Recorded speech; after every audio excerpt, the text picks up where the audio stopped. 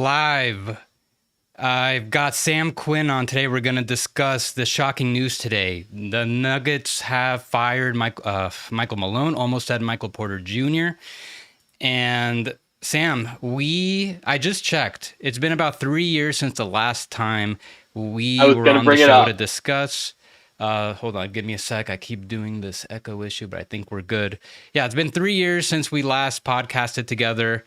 And every single time has always been a delight. I think we always had such good flow, and I'm glad to have you on now that I've got my show.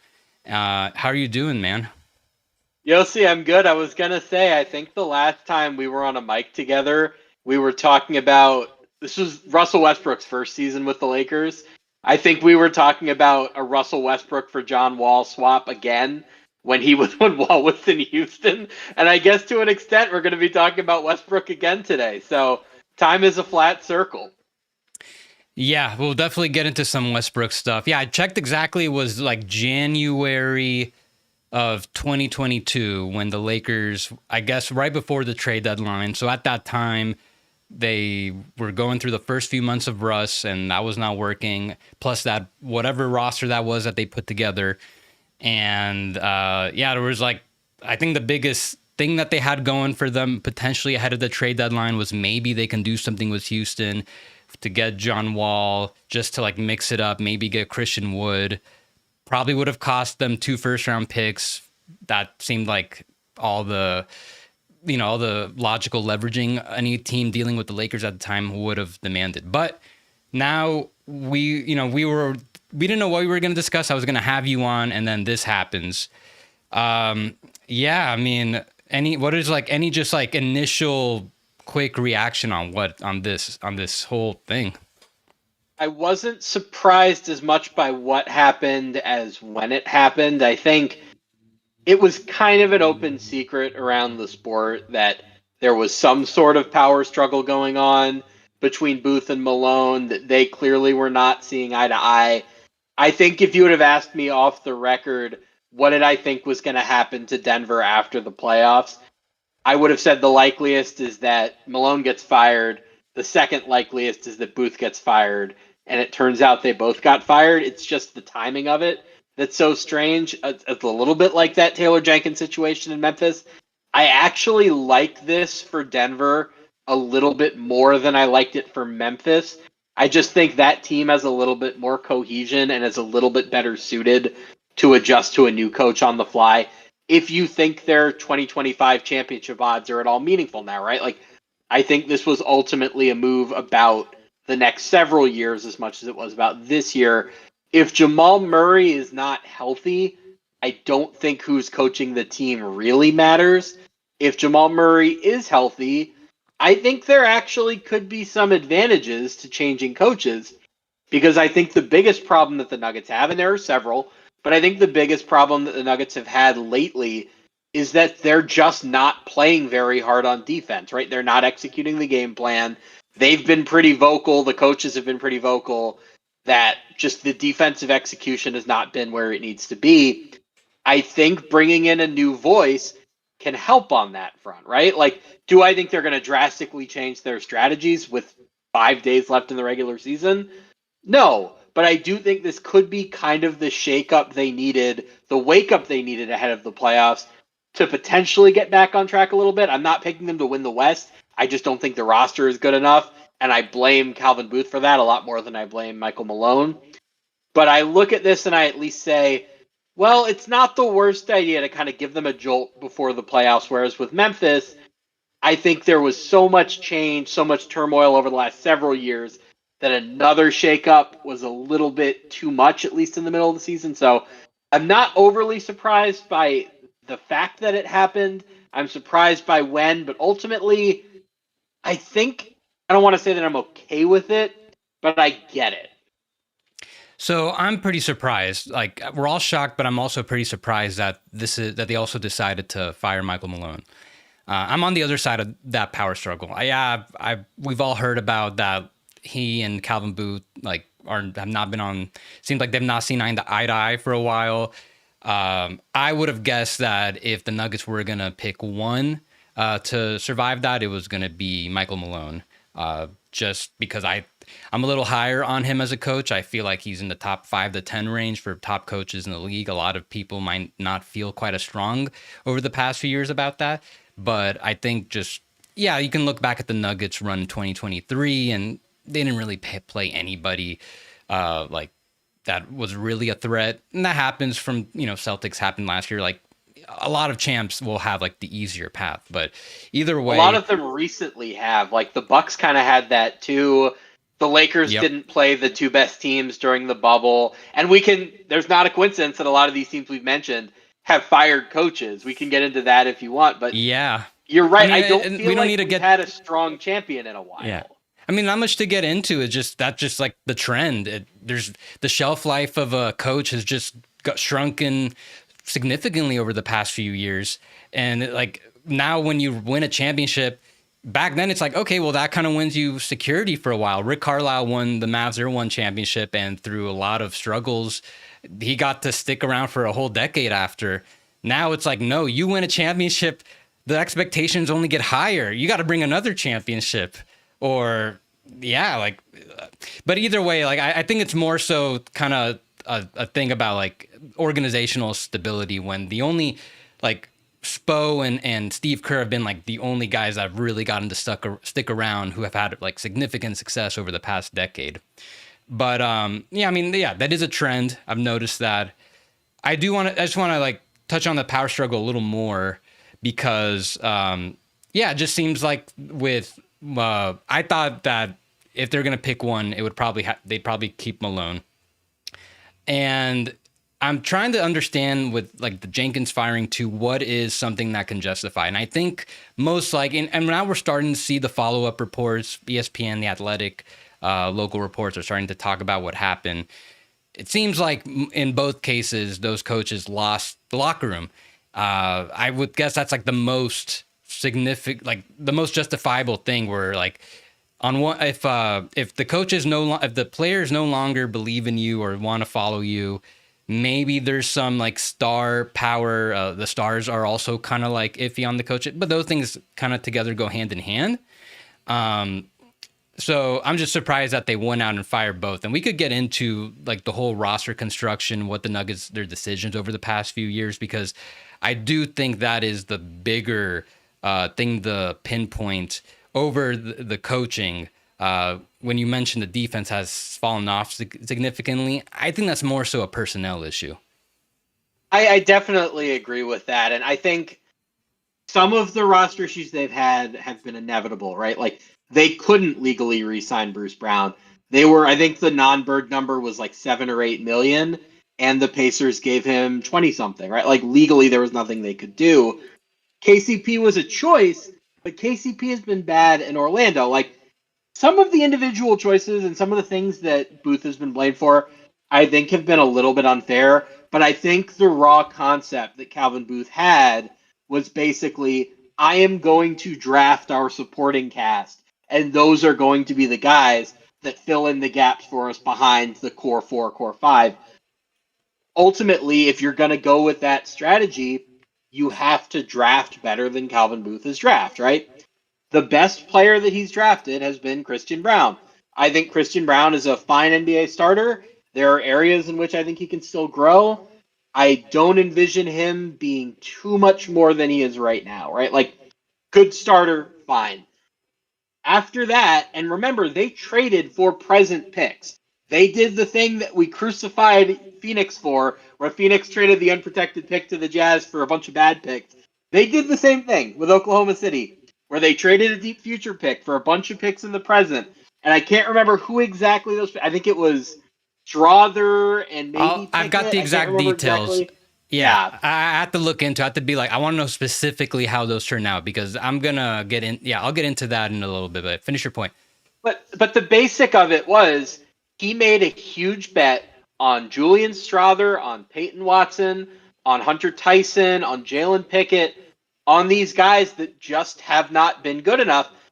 And at this offseason, when he might have had a chance to pivot a little bit, he doubled down, right? We're like, maybe they could have signed and traded KCP somewhere and gotten a veteran back. Or maybe at this year's deadline, he could have dangled the 2031 pick and said, we'll attach that to Najee and Saric, who was a clear mistake, and we'll use those salary figures to like go get somebody. Or with Reggie Jackson, who they cap dumped last offseason. Like, there were moments where they might have had chances to look at these young guys who have not produced and say, like, okay, we're going to pivot, we're going to add a veteran, we're going to short something up.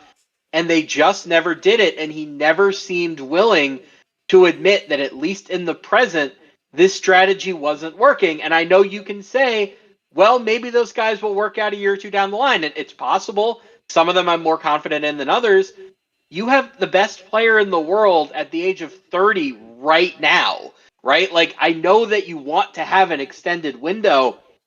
Every season you have with Nikola Jokic at this level is precious. You might not have another guy on your team who's this good for 50 years, right? We went through this with the Bucks, where they had Kareem Abdul-Jabbar in the early 70s, and they didn't have another guy like that until Giannis 5 decades later. It's possible the Nuggets are in a similar position. You have to maximize the here and now when you have somebody that good. And I know people who are going to defend Calvin Booth are going to say he saw the CBA changes coming. You know, like there was a viable explanation for the plan. He didn't execute it well enough, and he didn't pivot off of it when it became clear that he needed to. So I was in the camp that they should have fired Booth. I just thought the way this Nuggets front office works, the way this ownership group's rather, where they let Masai Ujiri go and they let Tim Connolly go, they were going to favor the cheaper internal GM over the expensive longtime head coach. And I'll give them credit. I think the organization probably did need a total clean slate. I would have been fine with them keeping Malone, but clearly that power struggle had affected every element of the organization. Some measure of change was needed. I'm glad they went the nuclear route if the other option was do nothing. Okay, so let's nitpick some of these decisions. We'll really get into the weeds, but also kind of get into why they ultimately couldn't like pivot or do anything differently. And a lot of it was self-inflicted. So I'm just kind of pulling up, I put the list of moves that they've done. And yeah, you started with how you started in 2023. You brought up, Bruce Brown, KCP. The roster has progressively gotten a little worse since they won the championship. Yeah, the Bruce Brown thing, they couldn't do anything about it. That just, they just couldn't. Can I bring one thing up? I just remembered this. It was something I advocated for at the time. And I think with hindsight, I wonder if they'd reconsider this. In theory, they could have traded KCP into somebody's cap space and opened up enough money to re-sign Bruce Brown in that 2023 offseason. And nobody was considering this at the time because KCP has been so good. I wonder if they could, with the benefit of hindsight, would they have considered that? Because that was the only way they could have kept him. Probably not, because they just won the title. He was so crucial. There was no way they were going to do that. I was thinking maybe they would do that with Michael Porter Jr. because he was just such a non-factor in those finals. And as the playoffs just kind of progressively as they went forward, maybe they could have gotten someone cheaper. Like something that came up with what they traded to the Pistons, got some role players back. I had the same idea last summer. But it wouldn't have worked because all that would have done is open up the full mid-level. And he still would have joined the Pacers. They gave him, 22, 23 million a year. So ultimately, they couldn't do that. But I did have those thoughts. But Bruce Brown, they could not bring him back. There was nothing they could do about it. For anyone faulting them, just remember they could not resign him. They just they weren't allowed to pay him more, even if they wanted to. KCP, one fault I want to suggest. The one thing that I think more and more teams need to learn: don't sign 1-year mid-levels. And frankly, don't sign 2-year mid-levels too, because the Knicks just went through this with Hartenstein. If you have confidence in a player, I think the mid-level is generally so low that having an extra bad year on the end, the risk of that is much lower than the reward of being able to keep that guy long-term. Like, I think you need to be thinking about mid-levels the way that the Heat did during the LeBron era, where they every year were adding somebody new and they weren't losing them, where it was Mike Miller the first year, Shane Battier the second year, Ray Allen the third year. Like, that's the way you need to think about mid-level. You can't do 1 year and then lose him because of non-birds. Anyway, I'm sorry, continue. Yeah. Well, the Isaiah Hartenstein situation is a pretty good comparison because the Knicks also couldn't retain him. They couldn't match what OKC offered. But their situation, that one you can say, okay, well, yeah, they should have maybe paid him a little more, try to give him another year, because then they wouldn't have gone through the situation. Maybe give him a team option. Yeah, but with the Nuggets situation, the tax pyramid level back then, well, still is a 2-year deal. So yeah, they look, they ultimately, I don't think there's any regrets because I don't think they didn't know they were going to get this much production out of him, and ultimately they won a title. But yeah, once they got that far, it was not enough rights with that non-bird. They couldn't bring him back. But KCP seems pretty much ownership driven. Like, I'm not going to blame Calvin Booth on that because I'm sure he wanted to bring KCP. It's not his money. I'm sure he would have paid whatever it took to keep him. But that's probably just more so. Yeah, ownership doesn't want to get too deep into the tax. Probably doesn't want to get over the second apron. They stayed well below. They stayed below the second apron. They were above the first, but below the second. So, but then those are the two things. Okay, you cannot really. I don't think I'm going to put any. I'm not going to look at Calvin Booth at all for that. Now, while there isn't like one big front office mistake you can really pinpoint down, it's just like a bunch of small shit that just added up. For starters, so their decision to load up on all these role players through the draft. So I'm not saying that's a mistake. In theory, I kind of like this decision given their budget that they've set for themselves. But it's going to cost them soon. You brought up the big thing that now is probably looming for Denver's future. OKC owns 2 of their first round picks, one in 2027, one in 2029. So what did the Nuggets get for those? So 2027, to be specific, they traded JaMychal Green, so they got off his salary with an expiring contract. They wanted to save some money right before their championship season. And they also got a first round pick in that 2022 draft, which they used to select Peyton Watson, like the 30th pick, I believe. And then they also got 2 second round picks. The following year, after they won the championship, they traded 2029 first and one of those seconds from the previous draft that they got from that other trade they did with the Thunder to get this pick that became Julian Strother, the pick that became Jalen Pickett. Like they did a couple other things. They ended up getting Hunter Tyson. So that's basically what they got. And I'll just ask you, like, now in hindsight, I think they undersold. I think that when you look at what some other trades have looked like recently with teams sending out picks that far out, like even if these players turn out nice and could be good fits to help sustain this window, I think they did not get nearly as much value as they should have, like for those types of selections. I think given where they were, if those guys had turned into viable role players in the immediate, then you could have maybe justified it, because even if you don't think they had enough star power, right? And like there's the stat that goes around, I wrote about this today, that Jokic has never played with an all-star.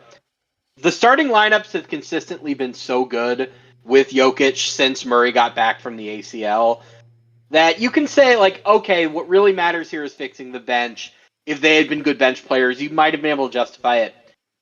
I think the tough thing you're in now is that you took these swings with these future first round picks that are your key to like major changes, right? Like if they controlled their own first round picks, now you're talking about a situation where like maybe this summer they could have gotten into the Kevin Durant derby, hypothetically. Or maybe they could have, attached several picks to Porter and gotten someone way better. Or, like all of the bigger things that are much harder to do without picks. That stuff is all off of the table. If you're going to take that stuff off the table, you'd better be right on the role players you're getting, because you are taking your high upside assets and using them for low asset or like low value, low upside things in return. It's very rare that I'm going to endorse that decision. And they fundamentally just got it wrong with who they got back. The other part of this is like part of the value they paid there was saving money by dumping JaMychal Green. Like that's a cheapness thing, right? And then you look at the overall desire to focus on rookie contract guys. I'm not as against that just because of the CBA, but ultimately there were other areas in which they could have used their money differently and I think more appropriately, and ultimately they just didn't.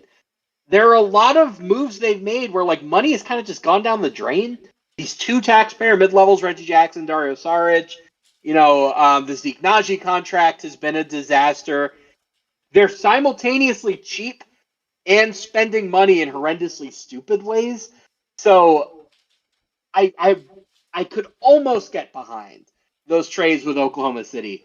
I just can't get behind the ways in which they chose those players that ultimately haven't been good enough. And the other thing about these players is they're all like older rookies. There's been a trend recently of teams, playoff contending teams, selecting older rookies that in theory are ready to contribute now. And it's still pretty early to see what the results of that is. But I do feel like we're, like with Chris Duarte, for example, the Pacers selected him. He's already kind of out of the league. He's like, I think he's already like 26, 27. And I do worry that there's going to be a little bit more of that with some of these other older rookies that were selected. Not saying necessarily that's going to happen to any of the players on the Nuggets, but either way, they're just not, I don't really see much upside. They were selected specifically to help now. So I don't really identify any one of these young players that you can really see as a bridge to the next era post Jokic and post this team. So you mentioned like that's a lot of the value they gave up. They give up a lot of upside with those picks. The other thing they gave up by trading those picks is future trade flexibility. Now they don't have, they have fewer picks to trade. Since trading their 2029 first, they haven't been able to trade a first round pick since. And they've not only had no first round picks to trade, they didn't have any second round picks to trade this year. They had no picks to trade. In case you're wondering why the Nuggets really couldn't do anything unless they were going to trade one of their top 3-4 guys, because they weren't going to be able to turn Najee or Saric into anything unless they trade picks or include some of their young guys. So just like other small things, like they traded 3 seconds to get off Reggie Jackson. They did that pretty early in the offseason.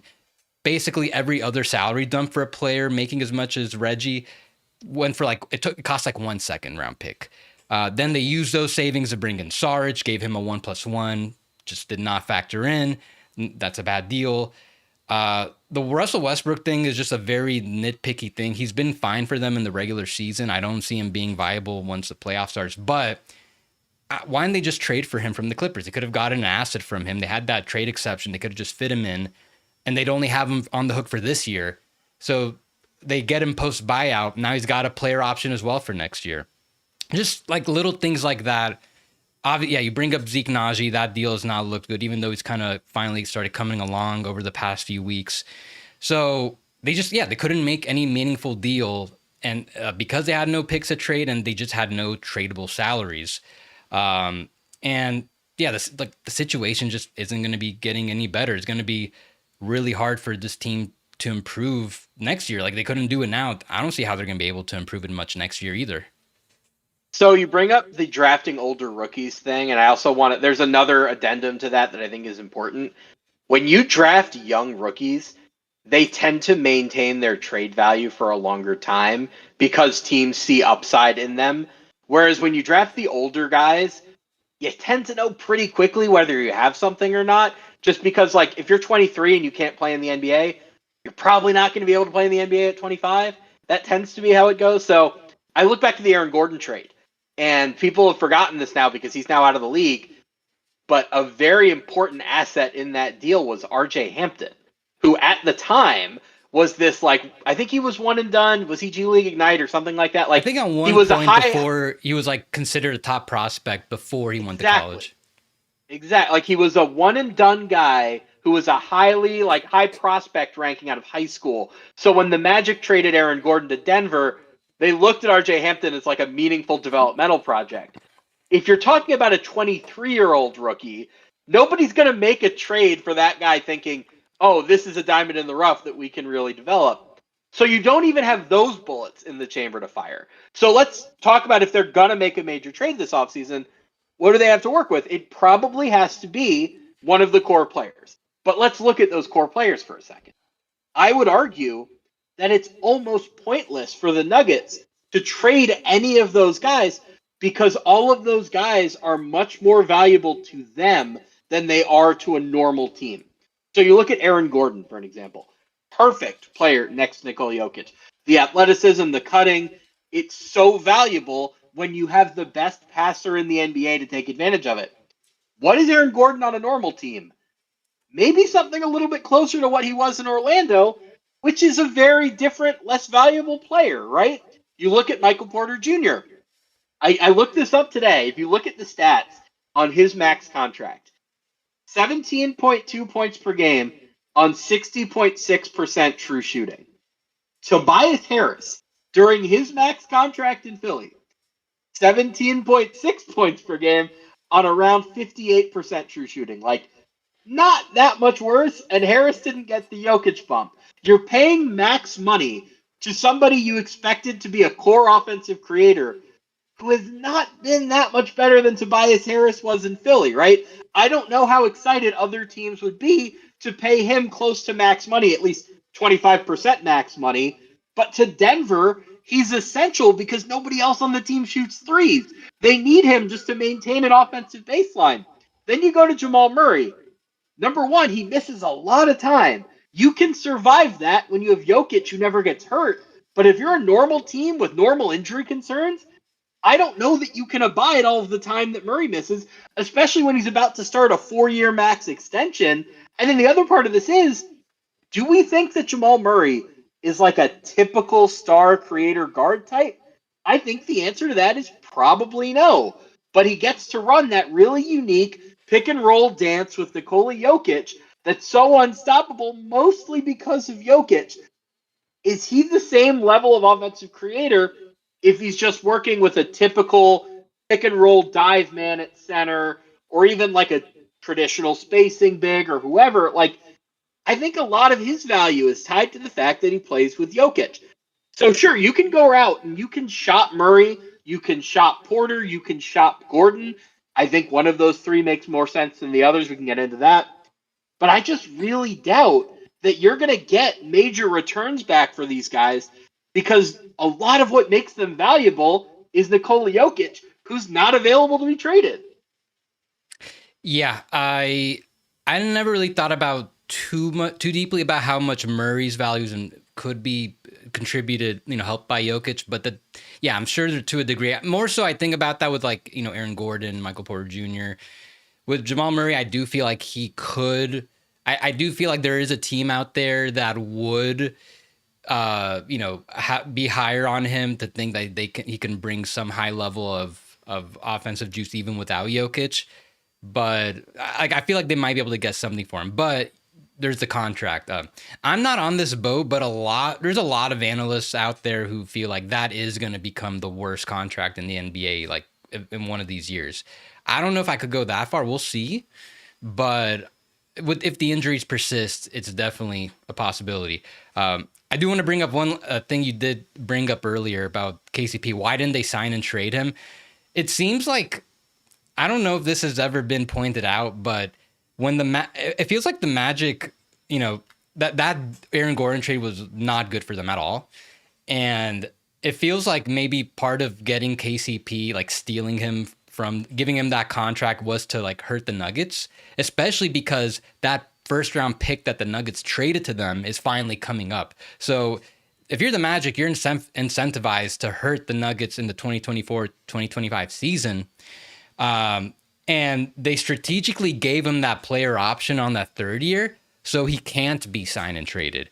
Because when there was all that speculation that the Magic were going to go and get KCP, and like some of the like figures were even out there that he'd be like a 3-year deal that kind of ended up at the figures he got. I was thinking, well, why don't the Nuggets then turn that into like expand that into a sign and trade, try to bring in a guy like Bogdan Bogdanovic or Norman Powell to replace the salary slot. But yeah, they couldn't do anything, and they also didn't have any picks to make it worthwhile to the team trading those guys. So that's just like another thing. Like I guess you can't really put fault on the front office on, but either way, I think just kind of in the totality of things, I understand why they did go in that direction, and kind of like you were expecting Malone to be I was just kind of expecting the front office to get turned over just because a lot of these moves. But I guess then, the big thing that's like on everyone's minds then, Jokic. I gotta imagine the Nuggets have always been on the clock in regards to him, even when they signed his extension back in 2022. But yeah, this is now like now they're really going to be on the clock now, and this is probably going to be something that they're going to have to. People are going to speculate on every year now.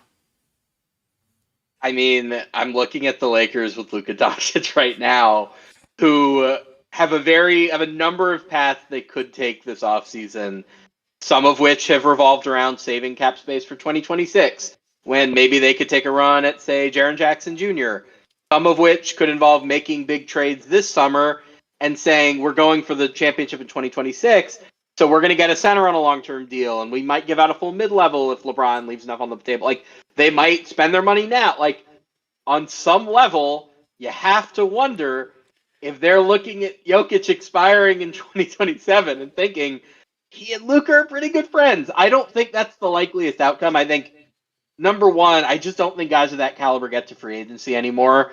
And number two, I just don't look at Jokic as the kind of guy who would like be super interested in being in Hollywood and like being the center of attention with this new fancy duo with Luca. Like, I think what's probably likelier is just given his personality. And I don't take any of this for granted anymore, right? Like the inflection point for me, the moment Kawhi forced a trade from the Spurs was the moment I stopped pretending that like anybody was immune to this. Any star, no matter how humble, no matter how quiet they are, like I'm willing to believe that they might want to force a trade, but I think Jokic is lower on that list than most guys. That being said, I think the likeliest outcome is that he just stays in Denver and they're like a 4 or 5 seed moving forward. And maybe they can make the West Finals with a good bracket, but more likely they lose in the first or the second round and they kind of squander the rest of his prime. If they were going to make him available in a trade, which they presumably only do because he forced it, and I don't think we're there yet, I the Lakers are a tantalizing option, and we'll get into this a little bit later, but like I'm starting to have some serious internal questions about just how valuable Austin Reeves would be in a trade. But I think the teams with a million assets would probably be at the front of that line, right? Where like Houston would make a lot of sense. I think that's the one guy who might be able to talk Oklahoma City into opening up the purse strings a little bit. Brooklyn, Utah, whoever, like all those teams that have stacked assets. If you're not willing to give them up for Jokic, I don't know who you're willing to give them up for. Okay, so before we get into that, let's just do one last thing on the Nuggets where they're gonna make a front office change. It's in the works. I mean, you brought up the possibility or what the Nuggets could expect if they were ever to trade some of their other starters. I mean, knowing their draft pick situation, they owe 2 future first round picks. Yeah, they're not gonna try to bottom out. I mean, how do you envision they're gonna go about, uh, you know, the roster construction over the next 2 years? Keep in mind, Christian Brown and Peyton Watson, they're going to become extension eligible this offseason. Nuggets are entering the repeater tax. Their luxury tax rates are about to go up. And I would not. I would expect that they're going to just try to stay below the second apron again. Just that's what they've been doing, which that might impact bringing back 1 or 2 of them. Could also mean if they bring them back, could impact the future of some of their other starters. I mean, there's just so many variables. I mean, where do you even start to try to salvage the next few years? I think one of two things needs to happen, right? They either need to have a better second best player than Jamal Murray, or they need to deconsolidate somewhat and feel better about players 6, 7, 8, like have a more complete roster picture. I don't know what the path right now is to getting a better player than Jamal Murray as your number 2, unless like it would have to be somebody with some sort of flaw, like Kevin Durant, who's old, or like if somebody like Jimmy Butler, like they missed that boat, but like somebody who was causing real problems, or somebody really forcing the issue and saying, "I want to go to Denver," and then you trade a player-based package for them. I don't think that's especially likely. I think what we should probably expect is that they look into some sort of deconsolidation trade where either Porter or Gordon is traded to get multiple players back. I think the talk has been more about Porter. If I were them, I think the guy I would be trying to trade is Aaron Gordon. And I think Nuggets fans would react negatively to that because he's such a good fit with Jokic. I mean, the alley-oops speak for themselves, right? Like, he's been exactly what they've needed, and he's been so consistently available, even when Murray and Porter were hurt, that, like, it would hurt a lot if you traded him. But here's my argument. There is no Murray analog anywhere on the roster, right? Like, you can't just say, oh, Murray's gone and now Jalen Pickett's going to be the Murray. No. You can't trade Porter and say, oh, now Strother is going to be the Porter. There isn't a Porter analog anywhere on the roster. I kind of believe that if Peyton Watson got starter minutes, and especially if you could extend him this summer before he knows how good he is, maybe you get that at a discount. If you gave Peyton Watson starter minutes without having to worry about the spacing bumps of playing him with Gordon, he could give you 70, 80% of what Gordon gives you, right? Like, it's almost a worse version of the Karl Anthony Towns versus Naz Reid debate that Minnesota had, where Naz Reid is not as good as Karl Anthony Towns, but if you can get 80% of the production at 50% of the price, it might be worth it in the grand scheme of team building. So my thought, if I were them, is the first thing I'd probably try to do. Can you trade Aaron Gordon for two like cheaper starterish quality guys? I would then extend Watson at a number based on his bench production, and I would say we're going to try and see if Watson at the 4 can give us 70%, 60%, 80%, whatever of what Gordon does. That's probably what I would do. I guess I would just wonder, do you see an obvious fit out there for whether it's Gordon or Porter or even Brown if you feel a little queasy about extending him or whatever that number is? Like, I don't look at any of those guys and say, man, easy fit for Team X, except for, I guess, Brown, given how low the cap number is for now. And I guess Brown is, pretty easy to fit onto most teams. But, like, Porter and Gordon are pretty specific. I don't see obvious fits for either. So, is there a trade you're looking at? Is there a team you're looking at? Like, what's going through your mind on this? Well, I don't have any trade specifically, and I don't think they would. I would be surprised if they moved Aaron Gordon this summer or even next year, most likely. I'd be surprised, but I think you nailed it on like what the order of operations would be if they start to part with the veteran core. Yeah, they probably start with Aaron Gordon, just like when they let KCP go.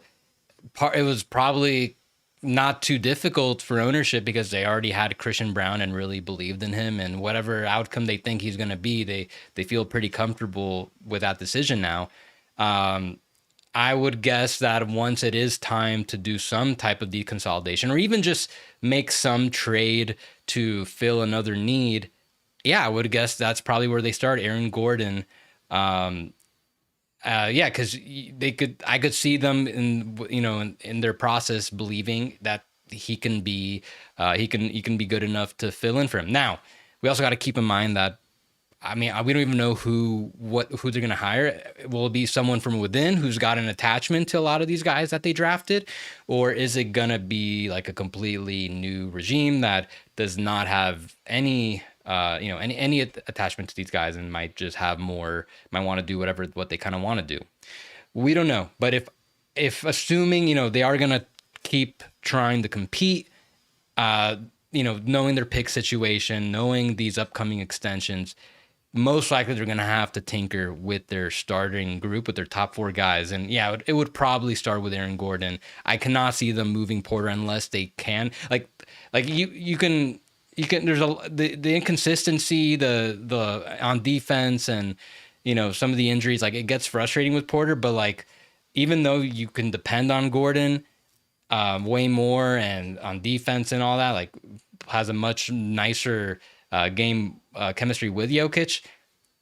He's just harder. He's easier to replace than Porter. Like it's very hard to replace Porter, who he got that max deal. That's like another. I think that was the previous regime. That wasn't really, Calvin Booth. But now the cap's gone so high that Michael Porter Jr. is kind of properly paid now with the way the cap has outpaced his salary. It's getting kind of close. He's not quite there, but when he does sign his next deal, I feel like it's going to be around what he's currently making, like the same number, whatever percentage of the cap it is now, which, I could get behind with Michael Porter. But yeah, I would say, it feels like it might be like a Bucks type situation where they won the title, but they have no flexibility. And they just kind of they just slowly over the years trade one of their top guys to like just patch up stuff. And I don't know, we'll see how long it lasts. Hopefully there's like a much better strategy to extend his prime despite having a deficit of picks. But yeah, I mean, it just seems like I just look at the Bucks. It feels like unless we really get clarity on what the direction is, who they're going to bring in, I'm worried about how the next few years are going to look. I would also just say it'll depend to some extent on what happens in the playoffs, right? Because there is no interim GM right now, but there is an interim coach.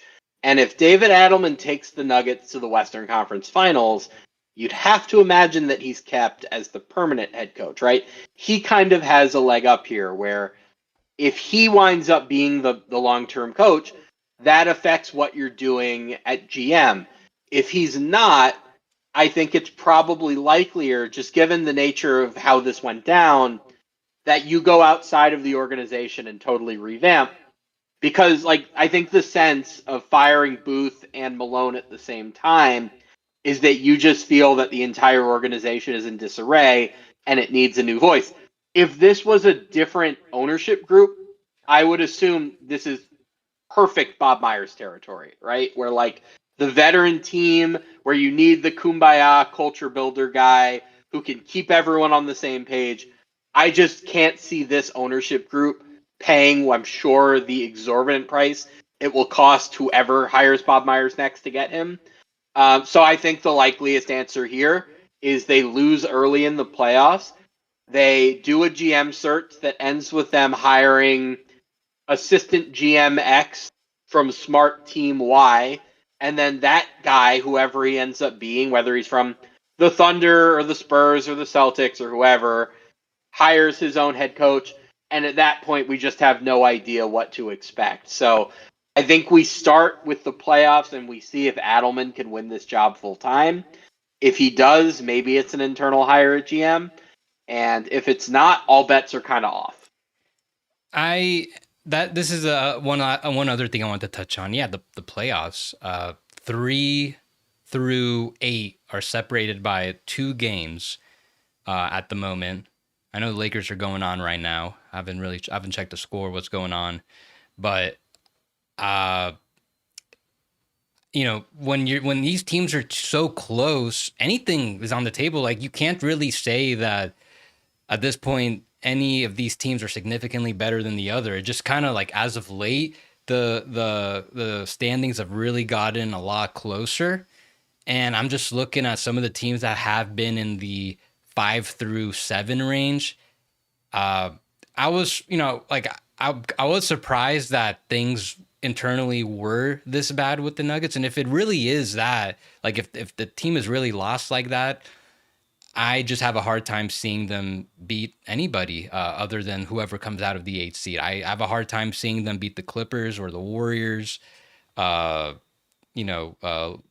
if they drop down that low. Yeah, I feel like if everything, especially with the coaching change, like, it's just so much.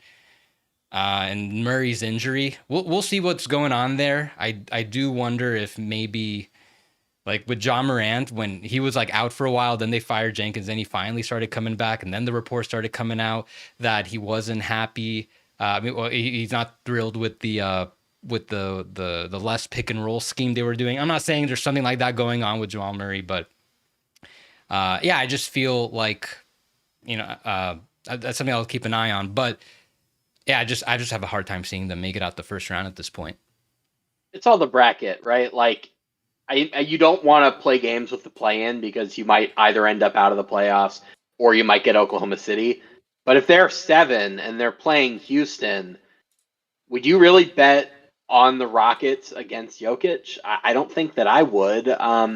If they got Memphis, we'd kind of have a battle of the dysfunctional franchises. So, like, I'm not saying anything until I see how the brackets play out. So, I'll say this. If you ask me to pick the likeliest teams in the West outside of Oklahoma City to make the West Finals, my number 1 answer would be the Warriors. My number 2 answer would be the Lakers. And my number 3 answer would be the Clippers. So that's do some math. I've named 4 teams. That means the Nuggets are likeliest to end up losing in the first round. But we have to see how the bracket shakes out because Yeah. a good bracket means everything, right? Like, I look back on the year that the Lakers made the West Finals against the Nuggets. It was really a perfect bracket for them, right? Where on the other side, Denver and Phoenix duked it out, and I think they were the 2 best teams in the West. And the Lakers got to play the injured Grizzlies in the first round, and the Warriors, who are not quite a shell of themselves, but certainly not their championship level. So a good bracket means everything. Let's see how the bracket breaks out before we start writing obituaries for this year's Nuggets. Yeah, but I think you kind of nailed. You brought up Houston, and obviously if they are able to play Memphis in the first round, yeah, I would probably favor Denver. But would Houston be pretty close? I'm just a little worried about Houston's inability to score as much as needed against a team like Denver. But I was saying Clippers, Warriors, Wolves. The teams that weren't they struggled early on and have come on as of late. I feel like so it's like the pool of teams that the Nuggets are likely to play against. I just feel like at this point it's not a good matchup given everything considering. So yeah, we'll see how it breaks down. Last thing on the Nuggets though, Michael Malone. Do you have any idea, any teams in mind you think that you can see him going to? Because there's one that screams to me like that this will be his opportunity. Yeah, this feels very Memphis, right? Is that what you're thinking? Oh no, I'm thinking Knicks. Oh, well, that's a whole. Well, yeah, I think there's something to that too. But the reason I bring up Memphis is it feels like a lot of the tension between the front office and Taylor Jenkins there, and that's very multifaceted. This is an oversimplification. It seems like the front office wanted the offense to involve Zach Edey a lot more. And who's the guy in the NBA who's had an offense built around a center for the last almost decade? It's Michael Malone, right? So I think that would be a natural fit. It seems like the Grizzlies are not probably leaning towards a first-time head coach. They want to compete right now, and part of the reason they fired Jenkins was just the slide after the All-Star break. So I would guess they're not thinking first-time coach. I would guess they're thinking veteran. So the Grizzlies make some sense to me. The Knicks make some sense to me too. Let's see how the playoffs go for them. My suspicion is that they will win their first-round series relatively comfortably, and then they will just get smacked around by the Celtics, and we'll kind of go from there. I think Thibodeau does not have a roster that's good enough to justify any level of expectation against Boston. So I see the concern for his job security. I don't know if that's inevitable. Make your pitch with the Knicks then. I mean, I'm not going to get too into it. I don't want to speculate too much on if I think someone will get fired or not. I'm just saying that if the Knicks are having some second thoughts about Thibodeau and wanting to make a change, I feel like now there's a guy out there that you can justify, say, hey, we want this guy. If you think I think he's a better coach than Thibodeau. So if they wanted to go that direction, I totally understand. Is he CAA though? Huh? Is he CAA though? Oh, Or I don't who's know. his agent? The coach, is he a Warren Legary client? Is he a CAA client? I don't know. That stuff matters I don't even when know we're where you talking about find the that Knicks. information. I don't think it's I don't think it's accessible. Well, some guys you kind of just know because they talk about it enough, right? Where Mike D'Antoni and Warren Legary are tied at the hip forever, whereas some guys it's just no, that's just not out there. So I truly don't know. There's Aren't there a three couple of coaching agents. Clutch? Yeah, it's Clutch. I think now has some, and I don't Wasserman. know if CAA does. Wasserman might Wasserman's There's a big in small it. group of them. It's not as Yeah. diverse as the I players. just don't know Certainly, it's a who's with really who. interesting field because Yeah. I think what a lot of these agencies are doing now is trying to get the young up and coming assistants, and I think the real value there is that it's kind of a direct line to players where it's oh, we have this great young head coach, and if I can just get my player there, I can control how he's used. It's a fascinating conversation, but not a lot of it Yeah. is out there publicly, I guess. Yeah. We'll see. I feel like he should definitely have his pick. He'll have options, I think, pretty soon. Maybe takes a year off. We'll see. Yeah, so you bring up the Lakers where the fact that they got Luka, it seems like anything is possible. So I'm just pulling up their cap sheet, just kind of looking at their situation because there is a viable path for them to get cap space in 2026. Now, Jokic, he could opt out in 2027, but like you mentioned, no one really leaves and switches teams in free agency anymore like that. It's very rare. Usually when that happens now, it's kind of like usually by a lot of mistakes from the team, like Jalen Brunson. That's like the most significant one over the past 5-6 years, and that could have been completely avoided. But when I look at the Lakers, yeah, I think that if that is something Jokic was interested in, the Lakers do have a viable path because they do have some cap space optionality in 2020 for next offseason, 2026. And this is something we've discussed privately where assuming they extend Luka, he's at his max. LeBron, he'll be a free agent, and then Reeves will have that player option that he's for sure going to decline. Will have like a $20 to $26 million cap hold. Just kind of depends where the estimated average player salary falls. But either way, it's a small cap hold. They can get to like around 40 million in cap space while still keeping Rui and still keeping Dorian Finney-Smith. Like, it's not max cap space, but that is still something that they could work with if there was somebody who wanted to position their way to the Lakers. Now that's for 2026. For 2027, yeah, Lakers could still probably roll over some of that flexibility, even though Reeves will probably be on a significant deal. And just kind of while factoring in LeBron, like I've been pounding the drum over the past year. Will LeBron take some pay cut? And he almost, he thought that was like a consideration last offseason. They just didn't get anybody to justify it. I would imagine that that's going to be something that will be revisited this offseason, but then like even more presciently next offseason. Maybe if they can get like a guy, like another max guy, maybe he'll take something significantly low to make it work. So yeah, I mean, do they have like, they don't have the assets though, unfortunately, to like get something like that done. I think right now, unless you're including Reeves at least, but I think I just can't, you can never rule out at this point. If that was No, something Jokic wanted to do, you never know. well, I mean, the Lakers are in this interesting position where, like, the longer they hoard cap space, the brighter stars become available to them, at least in theory. Where, like, if Luka and Jokic are back channeling, like, could they plan for 2027 free agency? Like, sure, but you're giving up 2 years to do that. Or you could go into this offseason and say, like, hey, we have Luka, LeBron, and Reeves. We can win the title right now, but that means trading for Nick Claxton as our center. And Nick Claxton is under contract for 3 more years.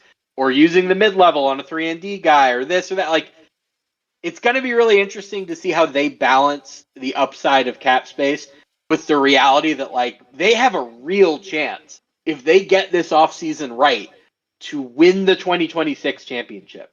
So there's going to be a balance there, but then, like, I don't think most people are ready to have this conversation yet, but we can't rule the Lakers out of trading for another star in the near future either, because Austin Reeves might really be that good.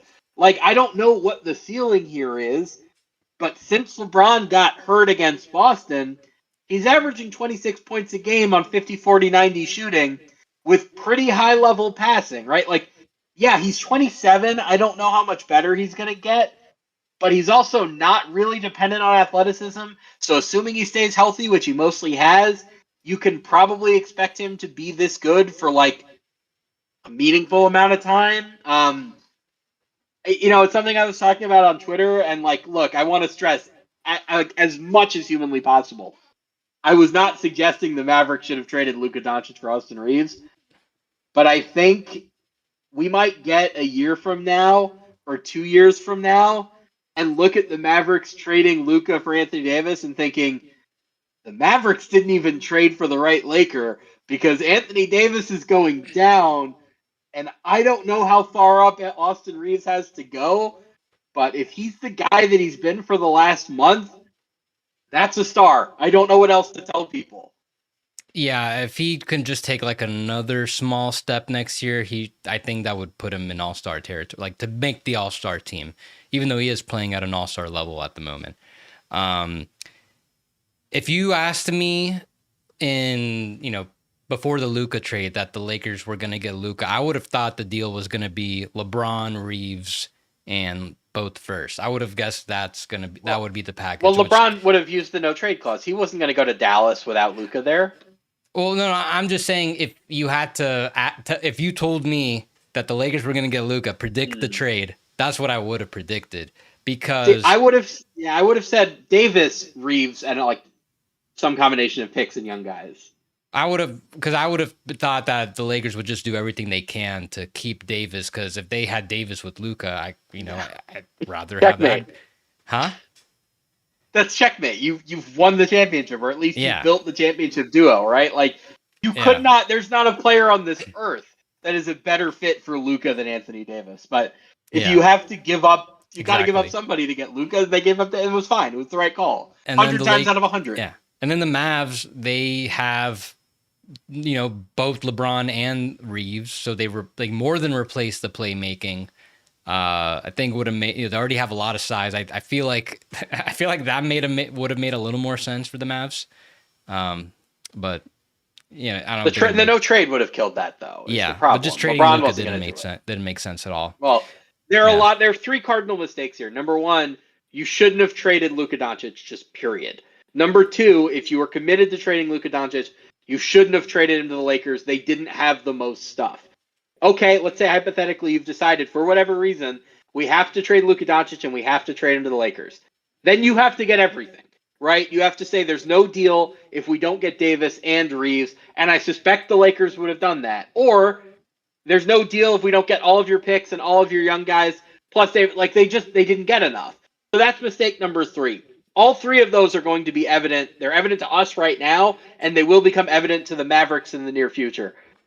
I'm just suggesting that there might be a fourth regret at some point when, look, we get to the end of the 25-26 season, and Kyrie's coming off an ACL, and Davis is about to be 33 or 34, and you're looking at Austin Reeves in LA as like, man, he might be an all-star now. Like, that might be yet another regret that they have to toss on top of the fire. It's just wild how that trade was 2 months ago, and people are like us are still dissecting it at this level, and probably still will for like the next year. It just never ends. It's gonna be like this generation. Like we were doing OKC Harden stuff for like a decade after that. I think this is an even crazier version of that, where like that's gonna be an inflection point. We're gonna treat that as like this generation. The Luka trade is to what the decision was for the last generation, as far as the magnitude on the league, the things that changed as a result out of it, the sheer insanity of it. I think like every 15 years or so, like I think before the decision, you might say like Michael Jordan's first retirement, like it's going to be that seismic. It's going to be something that like the next decade of NBA history is going to orbit around. Yeah, I'm sure in like a good year and a half, we'll have like a pretty good view of the domino effects from it, like what could have happened, what probably didn't happen, even more importantly, because this happened. But Sam, I think that's all we got. I want to thank you for being on. This was a blast. So Sam Quinn, everybody, you guys can follow him on Twitter at Sam Quinn CBS. You can find his work on CBS Sports. Sam, you got anything coming up in the pipeline? Whole bunch of Nugget stuff. I published something a few hours ago about like just the general notion of Denver wasting Jokic's prime. I'm writing about just the rash of coach firings in the NBA for tomorrow morning. I had an Austin Reeves story go up this morning, which now feels kind of outdated just because we're kind of on to something new.